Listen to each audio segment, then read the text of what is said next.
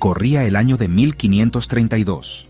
Desde el otro lado del mar, hombres pálidos con armas estruendosas llegaron al imperio inca. Los lideraba Francisco Pizarro, un hombre motivado por el oro y la conquista. Manco Inca Yupanqui, un joven príncipe, ascendió al trono en medio del caos. Los incas creían que estos recién llegados podrían ser dioses. Su llegada cumplía antiguas profecías. Pizarro, con palabras astutas y promesas de alianza, manipuló a Manco Inca. Vio en el joven gobernante un títere, una herramienta para controlar el vasto imperio y sus riquezas. Manco Inca, ingenuo y esperanzado, aceptó una alianza. Creía que podía usar la fuerza de los españoles para consolidar su propia posición dentro del imperio fracturado. Aún no entendía su sed de oro, su desprecio por las creencias incas, su hambre de poder sin límites. No sabía que estaba avivando el fuego que consumiría su mundo. Pizarro, ocultando sus verdaderas intenciones, comenzó a desmantelar el imperio inca desde adentro. Tomó el control del Cusco, la capital sagrada, y encarceló a Manco Inca en su propio palacio. La esperanza, una vez brillante, comenzó a desvanecerse a medida que Manco Inca presenciaba la verdadera naturaleza de los españoles. Profanaron templos, fundieron objetos sagrados de oro y obligaron al pueblo inca a la servidumbre. Los incas, una vez dueños de su propio destino, ahora eran esclavos en su propia tierra. Manco Inca, al darse cuenta de su grave error, supo que tenía que actuar. Había invitado al zorro al gallinero, y ahora tenía que encontrar una manera de echarlo. El destino de su pueblo, el legado de sus ancestros, descansaba sobre sus hombros. La fuga llegó en 1535. Uno de los hombres de Pizarro, atraído por el encanto del oro inca, ayudó a Manco Inca a huir del Cusco. El joven inca, ahora un líder forjado en los fuegos de la traición, juró reclamar su imperio. Regresó al Valle Sagrado, un lugar de inmenso poder espiritual para los incas. Allí, en medio de los imponentes Andes y los ríos caudalosos, llamó a su pueblo a levantarse. Apeló a su orgullo, su fe, su amor por su tierra natal. La respuesta fue rápida y feroz. Desde todos los rincones del imperio, los guerreros incas respondieron al llamado de Manco Inca. Vinieron con masas y ondas, con flechas con puntas de obsidiana, sus corazones ardiendo con el deseo de libertad. Manco Inca, un símbolo de desafío contra los invasores, unió a facciones incas rivales bajo su bandera. Sabía que los españoles poseían armamento superior, pero también sabía que la tierra estaba de su lado. Los incas eran dueños de las montañas, las selvas, el terreno implacable que era su hogar.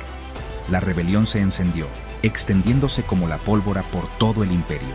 Los incas, impulsados por su justa furia, lanzaron una serie de ataques sorpresa, interrumpiendo las líneas de suministro españolas y emboscando patrullas. Manco Inca, un hábil táctico, comprendió la importancia de explotar el elemento sorpresa. Usaría el terreno accidentado, los densos bosques, el clima impredecible para su ventaja. Los españoles, acostumbrados a los campos de batalla abiertos, se encontraron superados en maniobras y en número en esta tierra desconocida. La rebelión alcanzó su punto máximo en 1536 con el asedio del Cusco. Manco Inca, al mando de un ejército estimado en 100.000 hombres, rodeó la ciudad. Cusco, una vez el corazón del imperio inca, era ahora una fortaleza española, sus calles patrulladas por soldados con armaduras brillantes. Las fuerzas de Manco Inca, una marea de guerreros, descendieron sobre la ciudad, cortando las líneas de suministro y aislando a los españoles en su interior. Atacaron con una ferocidad nacida de la desesperación, sus ondas y flechas lloviendo sobre los invasores. El asedio se prolongó durante meses, un punto muerto brutal y sangriento. Los incas, maestros de la guerra de asedio, cavaron túneles debajo de las murallas de la ciudad, con la esperanza de derribarlas. Lanzaron proyectiles en llamas, incendiando edificios españoles, convirtiendo la ciudad en un infierno. Sin embargo, los españoles, aunque superados en número y en armamento, lucharon con una tenacidad nacida del miedo y la codicia. Defendieron Cusco con cañones y mosquetes, sus armas de pólvora resonando en el aire delgado de la montaña. Manco Inca, observando desde su campamento en las laderas que dominaban la ciudad, sabía que no podía mantener el asedio indefinidamente. Sus guerreros, aunque valientes, se estaban cansando. Sus suministros estaban disminuyendo y el invierno andino se acercaba rápidamente. había golpeado a los españoles, les había demostrado que el espíritu inca no estaba roto, pero también sabía que para salvar a su pueblo tenía que hacer una retirada estratégica. Al amparo de la oscuridad, Manco Inca ordenó la retirada del Cusco. Condujo a su pueblo al valle de Vilcabamba, una región remota e impenetrable en lo profundo de los Andes. Esta fortaleza escondida, envuelta en niebla y leyenda, se convirtió en el nuevo centro de la resistencia inca. Vilcabamba, con sus escarpados acantilados y densa selva, era una fortaleza natural. Sus estrechos pasos y senderos ocultos hacían casi imposible que los españoles penetraran. Desde esta fortaleza oculta, Manco Inca y sus sucesores librarían una guerra de guerrillas contra los españoles durante casi 4 décadas. Hostigaron a las patrullas españolas, asaltaron las líneas de suministro y mantuvieron viva la llama de la resistencia.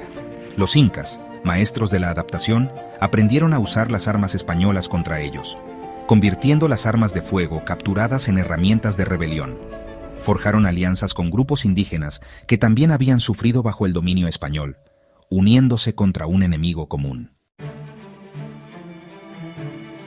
Sección 5. Ecos de resistencia. Tupac Amaru I y la guerra de guerrillas. Después de la muerte de Manco Inca en 1544, su hijo, Sayri Tupac, hizo brevemente las paces con los españoles, pero el espíritu de resistencia seguía vivo. En 1572, Tupac Amaru I, el último hijo sobreviviente de Manco Inca, ascendió como gobernante inca en Vilcabamba.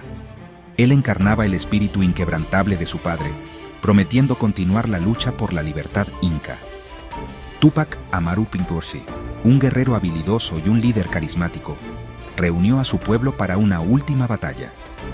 Comprendía la inutilidad de la guerra abierta contra los españoles, su armamento y recursos superiores. En cambio, adoptó las tácticas de la guerra de guerrillas, utilizando el terreno, el clima y el conocimiento inca de la tierra para su ventaja. Sus guerreros, fantasmas en la niebla, atacaban rápida y silenciosamente, desapareciendo de nuevo en la selva antes de que los españoles pudieran reaccionar. Se convirtieron en una espina clavada en el costado de los españoles, un recordatorio de que el espíritu inca no se extinguía fácilmente.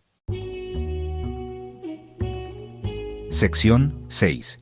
La caída de Vilcabamba, la última batalla de una dinastía. Los españoles, frustrados por su incapacidad para aplastar la resistencia inca, se volvieron cada vez más decididos a capturar Vilcabamba. Lanzaron una expedición final, liderada por el despiadado virrey Francisco de Toledo, para erradicar los últimos vestigios del gobierno inca. Los españoles, ayudados por aliados indígenas e impulsados por la sed de reclamar el legendario oro inca, finalmente llegaron a la ciudad escondida. Los incas, superados en número y armamento, lucharon valientemente, pero finalmente fueron vencidos. Tupac Amaru I, negándose a rendirse, fue capturado y llevado de regreso al Cusco encadenado.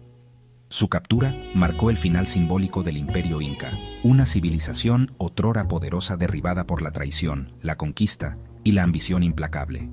En el corazón del Cusco, donde su padre había gobernado alguna vez, Tupac Amaru I fue sentenciado a muerte.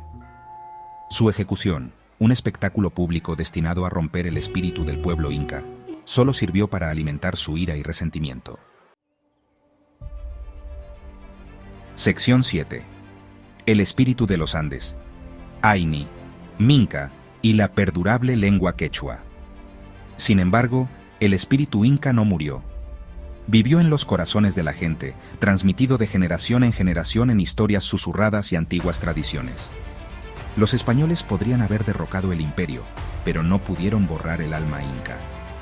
El legado inca pervivió en las tradiciones perdurables del Aini y la Minca, antiguas prácticas de trabajo comunitario e intercambio recíproco. El Aini, el principio de reciprocidad, unía a las comunidades, asegurando que todos tuvieran lo que necesitaban para prosperar. La Minca, el trabajo comunitario, veía a la gente unirse para construir canales de riego, cultivar campos y construir edificios, fortaleciendo sus lazos y reforzando su identidad compartida. Estas prácticas, profundamente entrelazadas en el tejido de la vida andina, proporcionaron un sentido de unidad y resistencia frente a la opresión. Y luego estaba el quechua, el idioma de los incas, Prohibido por los españoles, se negó a ser silenciado. Se hablaba en voz baja en los hogares, se cantaba en los campos, se susurraba en las sombras de los Andes. El quechua se convirtió en un símbolo de resistencia, una forma para que los incas preservaran su identidad, su historia, su propia alma. Sección 8. Terrazas del tiempo. Conocimiento ancestral que sostiene un nuevo mundo. Los incas, maestros de la agricultura, habían remodelado el paisaje andino, tallando terrazas en las laderas de las montañas. Estas terrazas, un testimonio de su ingenio y profundo conocimiento del mundo natural, les permitieron cultivar en pendientes pronunciadas, maximizando su producción agrícola. Los españoles, reconociendo la eficiencia de estas terrazas, continuaron usándolas, asegurando la supervivencia de esta antigua innovación inca. Estas terrazas, aún visibles hoy, se erigen como un testimonio de la capacidad de los incas para adaptarse y prosperar en un entorno desafiante. Son un recordatorio de que incluso frente a la conquista, el conocimiento y el ingenio pueden perdurar. Sección 9. Machu Picchu, un legado eterno. Grabado en piedra. En lo alto de los Andes, envuelto en nubes, se encuentra Machu Picchu. Esta finca real, construida por los incas y escondida de los españoles, permaneció en secreto durante siglos. Su redescubrimiento en el siglo XX reveló al mundo el genio arquitectónico y la brillantez artística de la civilización inca. Machu Picchu, con su intrincada mampostería, sus observatorios astronómicos, sus impresionantes vistas, se convirtió en un símbolo del legado perdurable de los incas. Es un lugar donde el pasado le susurra al presente, donde el espíritu de los incas aún perdura en el viento y el sol. Machu Picchu es un recordatorio de que incluso los imperios más poderosos pueden caer, pero el espíritu humano, la sed de conocimiento, la capacidad de belleza, nunca pueden extinguirse por completo.